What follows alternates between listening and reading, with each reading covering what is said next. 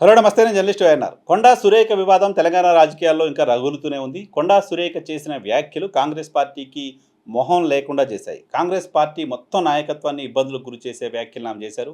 నిన్న వీడియోలోనే మనం మాట్లాడుకున్నాం. కొండా సురేఖ చేసిన వ్యాఖ్యలు గతంలో ఎప్పుడూ ఎవరు ఏ సందర్భంలోనూ చేయని వ్యాఖ్యలు. ఓ రాజకీయ పార్టీతో, రాజకీయ నాయకుడితో గొడవ సందర్భంగా ఓ రాజకీయ నాయకుడు తనను అవమానించారు అంటూ ఆయన్ని అవమానించే క్రమంలో, ఆయన్ని విమర్శించే క్రమంలో, ఆయనపైన ఆరోపణలు చేసే క్రమంలో మిగతా సినిమా ప్రముఖుల్ని దీనిలోకి తీసుకొచ్చి ఆమె చాలా పెద్ద తప్పు చేశారంటూ కాంగ్రెస్ పార్టీలో కూడా చర్చ జరుగుతుంది. కాంగ్రెస్ పార్టీ కూడా చాలా పెద్ద డ్యామేజ్ సురేఖ వ్యాఖ్యల ద్వారా మనకు జరిగింది ఇలాంటి భావనలో ఉంది.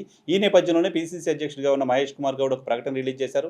సో కొండా సురేఖ కూడా బయటకొచ్చి క్షమాపణలు చెప్పారు. సో ట్విట్టర్ ద్వారా కూడా ఆమె క్షమాపణలు చెప్పారు. ఇది తాను వాంటెడ్లీ చేసింది కాదు, కేటీఆర్ ఇటువంటి వ్యాఖ్యలు చేశారు కాబట్టి ఆ సందర్భంలో మాట్లాడాల్సి వచ్చింది అనే మాటని ఆమె మాట్లాడుతూ వచ్చారు. సో బట్ డ్యామేజ్ అయితే జరిగిపోయింది. ఆమె చేసిన వ్యాఖ్యలు క్షమాపణతో వదిలేవి కాదు అంటోంది ప్రస్తుతం సినిమా లోకం.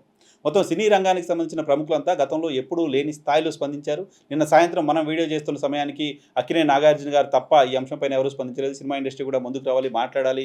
ఇటువంటి వ్యాఖ్యలపైన, ఇటువంటి జుగుప్సాకరమైన వ్యాఖ్యలపైన సినిమా ఇండస్ట్రీ మాట్లాడకపోతే ఎలా అంటూ మనం మాట్లాడాం. ఆ తర్వాత రాత్రి ఈరోజు ఉదయం నుంచి చాలా పెద్ద ఎత్తున అనేక మంది సినిమా రంగానికి సంబంధించిన ప్రముఖులు మాట్లాడుతూ వచ్చారు. రామ్ గోపాల్ వర్మ గారు లాంటి వాళ్ళు ఇది కేవలం క్షమాపణతో పోయేది కాదు, చట్టపరమైన చర్యలు తీసుకోవాలి కదా, కేవలం కేటీఆర్‌కో, సమంతకో సంబంధించిన విషయమో, లేకపోతే కొండా సురేఖకు సంబంధించిన విషయం మాత్రమే కాదు, ఈమె నేరుగా నాగార్జున పైన, నాగ చైతన్య పైన కూడా ఏ భర్త, ఏ తండ్రి, ఏ కొడుకు ఫేస్ చేయలేని, ఎవరు ఎప్పుడు చేయని విమర్శలు చేశారు కాబట్టి లీగల్ యాక్షన్ తీసుకోవాల్సిన అవసరం ఉంటుంది అంటూ ఆయన కోరుతూ ఉన్నారు. మరోవైపు నాగార్జున కూడా ఆమెకి లీగల్ నోటీసులు పంపించడానికి సంబంధించి లీగల్‌గా ఈ అంశం పైన ఫైట్ చేయడానికి సంబంధించి ప్రయత్నాలు చేస్తున్నట్లుగా వార్తలు వస్తున్నాయి. ఆయన దానికి సంబంధించి ఇప్పటికే లీగల్ ఫైట్ చేయడానికి సంబంధించిన ఏర్పాట్లు కూడా చేస్తున్నట్లుగా వార్తలు వస్తున్నాయి. నిజానికి నాగార్జున కుటుంబం పైన గతంలో చాలా సందర్భాల్లో చాలామంది విమర్శలు చేసినప్పటికీ వాళ్ళు ఎప్పుడు కూడా పెద్దగా పట్టించుకునే వాళ్ళు కాదు. నిన్న కొండా సురేఖ వ్యాఖ్యల తర్వాత కూడా చాలా డిగ్నిఫైడ్‌గా నాగార్జున స్పందించారు. చాలా డిగ్నిఫైడ్‌గానే నాగ చైతన్య స్పందించారు. చాలా డిగ్నిఫైడ్‌గానే సమంత స్పందించారు. బట్ అక్కినేని అమల మాత్రం చాలా హార్ష్‌గా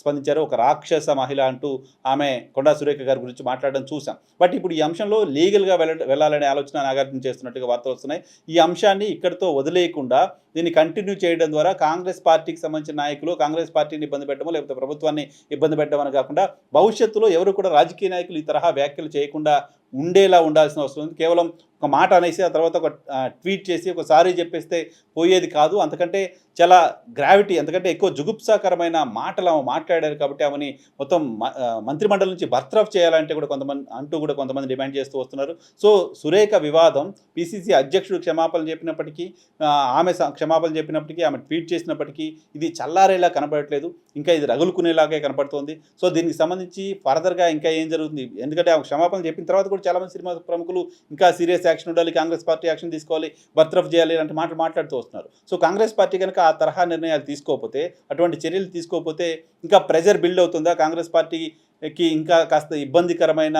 పరిస్థితి ఉంటుందా? కాంగ్రెస్ పార్టీ ఈ అంశానికి సంబంధించి ఫేస్ సేవ్ చేసుకోలేదు. ఇంకా ఏ సందర్భంలో కూడా ఈ అంశం గురించి మాట్లాడాల్సి వస్తే కాంగ్రెస్ పార్టీకి సంబంధించిన నాయకులు ఎవరు కూడా మాట్లాడే పరిస్థితి ఉండదు. తెలంగాణ ముఖ్యమంత్రి రేవంత్ రెడ్డి కూడా కొండా సురేఖ గారు చేసిన వ్యాఖ్యల పట్ల విచారం వ్యక్తం చేసినట్లుగా ఆయన కూడా ఫోన్ చేసి దీనిపైన సారీ చెప్పండి, వ్యాఖ్యలు వెనక్కి తీసుకోండి అని కోరినట్లుగా వార్తలు వచ్చాయి. ఆయన చెప్పిన నేపథ్యంలోనే సురేఖ గారు వ్యాఖ్యలను వెనక్కి తీసుకున్నారు. బట్ వ్యాఖ్యలు వెనక్కి తీసుకోవడంతో ఈ వివాదానికి ఫుల్ స్టాప్ పడే పరిస్థితి కనపట్లేదు. ఈ వివాదం అయితే ఇంకొంతకాలం తెలంగాణ రాజకీయాల్లో కంటిన్యూ అయ్యే పరిస్థితి కనపడుతోంది.